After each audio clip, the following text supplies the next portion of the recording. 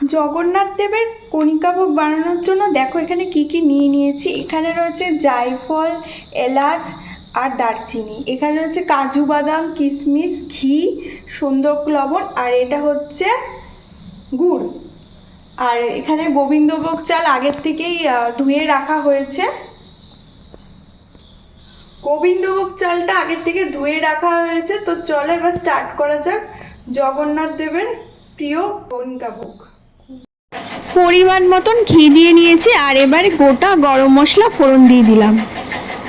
গরম মশলাটা ভালো করে নাড়াচাড়া করার পর এবার দেখো কিশমিশ আর কাজু বাদাম যেটা রয়েছে আগে দেখিয়েছিলাম তোমাদেরকে, তো সেটা ঘিয়ের মধ্যে দিয়ে দেবো। আর এটাকে একটু ভালো করে ফ্রাই করে নিতে হবে। আর তোমরা দেখবে যতটা গোবিন্দভোগ চাল নেবে ঠিক তার দ্বিগুণ জল দেবে। গোবিন্দভোগ চালটা তোমরা একটু মেপে নেবে, মানে একটু যেটার মধ্যে করে করবে সেটা বাটিতে বা কোনো কাপে করে মেপে নেবে, সেই মাপটা অনুযায়ী দ্বিগুণ জলটা দেবে, তাহলে দেখবে পোলাওটা বেশ ঝুরঝুরে হবে। এবার দেখো এটা ভাজা হয়ে গেছে।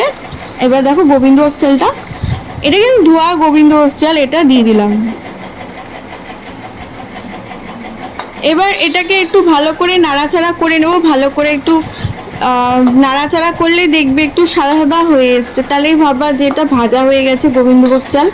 তারপরে এটার মধ্যে আমরা জলটা ঢেলে দেবো। এবার আন্দাজ মতন এর মধ্যে নুনটা দিয়ে দেবো আমরা। নুন দিয়ে ভালো করে একটু নাড়াচাড়া করার পর এবার এর মধ্যে জল দিয়ে দেবো।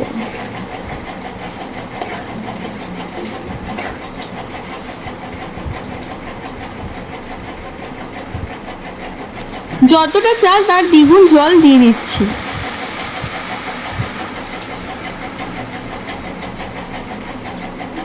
জল দেওয়ার পর ভালো করে এটা নাড়াচাড়া করে নেব। আর তারপরে দেখো আগের থেকে যে মশলাটা করেছিলাম, যে গোটা মশলাটা ওটা গুঁড়ো করে রেখেছিলাম, সেটা কিন্তু জলের মধ্যে দিয়ে দেবো। এরপরে জগন্নাথ দেবের প্রিয় গুড়। জগন্নাথ দেব কিন্তু কোনো কিছুতে চিনি খায় না, উনি গুড় খায়। এবার গুড়টা দিয়ে দিয়ে ভালো করে নাড়াচাড়া করে নিতে হবে।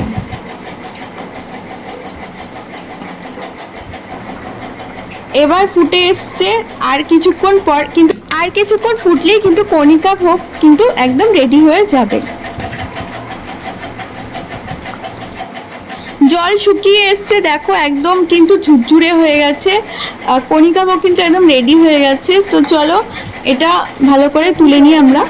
কণিকা ভোগ একদম রেডি, একদম ঝুরঝুরে হয়ে একদম ঝুরঝুরে হয়ে গেছে। আর লাস্টে কিন্তু একটু চাপা দিয়ে রেখে দেবে, দেখবে আরো কিন্তু সুন্দরভাবে ঝুরঝুরে হয়ে যাবে।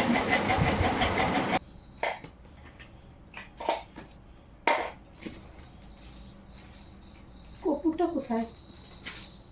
কপুর কি নেই? আদৌ কি কপুর নেই? তাহলে আমি কিছু করতে পারবো না। কি